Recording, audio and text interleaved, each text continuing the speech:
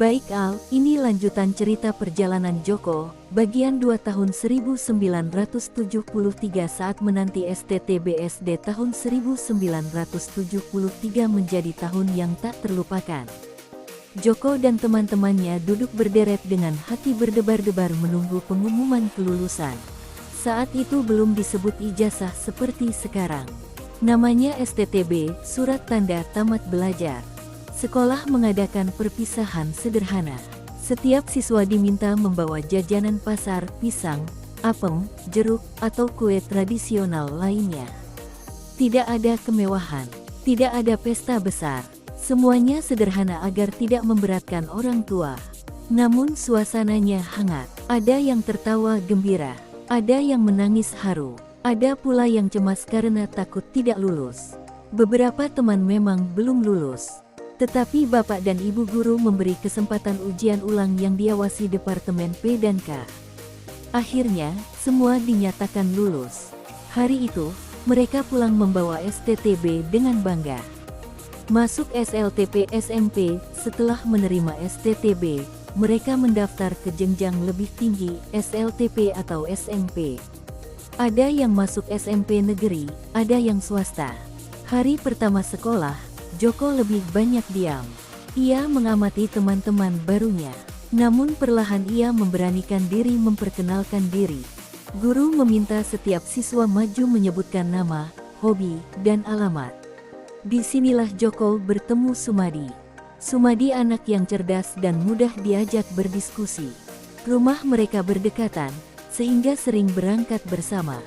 Jika ada PR atau soal sulit, mereka kerjakan bersama.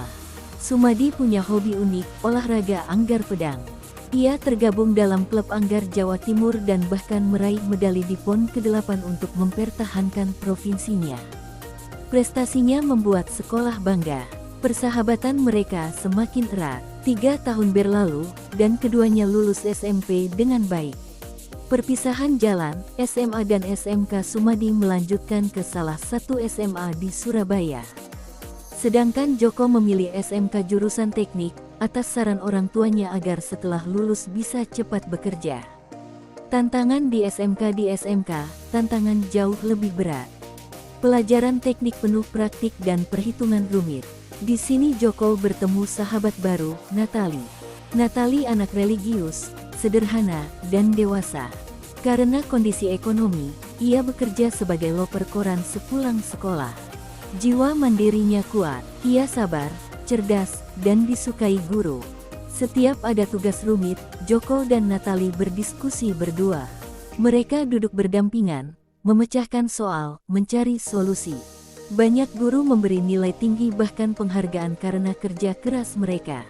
3 tahun berlalu, mereka lulus dengan nilai baik.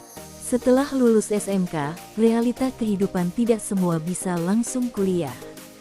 Biaya sangat mahal. Joko ingin melanjutkan S1. Tetapi orang tuanya hanya mampu menyekolahkan sampai SLTA. Dengan hati berat, Joko memutuskan bekerja dulu. Ia melamar ke berbagai perusahaan, bahkan sampai Jawa Tengah. Hasilnya nihil, ditolak berkali-kali. Namun ia tidak menyerah. Akhirnya, melalui Dinas Tenaga Kerja di Surabaya, ia mendapat kesempatan mengikuti pelatihan di Balai Latihan Kerja Industri Singosari selama 3 bulan. Joko belajar keterampilan industri. Ia mendapatkan sertifikat kerja. Bekerja di BUMN setelah pelatihan, Joko diterima di PT PAL Indonesia namun bekerja di galangan kapal sangat berat dan panas. Ia merasa belum kuat. Ia kembali melamar ke BUMN lain dan akhirnya diterima. Dari situlah Joko mulai menabung. Setahun penuh ia kumpulkan gaji sedikit demi sedikit. Dengan tekad kuat, akhirnya ia mendaftar kuliah di jurusan teknik industri. Baginya, pendidikan adalah bekal hidup. Penutup bagian 2 perjalanan Joko bukan perjalanan yang mudah. Ia tidak lahir dari keluarga kaya.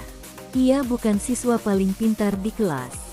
Tetapi ia punya 2 hal penting, ketekunan persahabatan yang baik dan seringkali dalam hidup, yang membuat seseorang berhasil bukan hanya kecerdasan, tetapi kemauan untuk terus bangkit saat ditolak. Apakah Al ingin kita lanjutkan ke bagian 3, perjalanan Joko di dunia kuliah dan awal kariernya?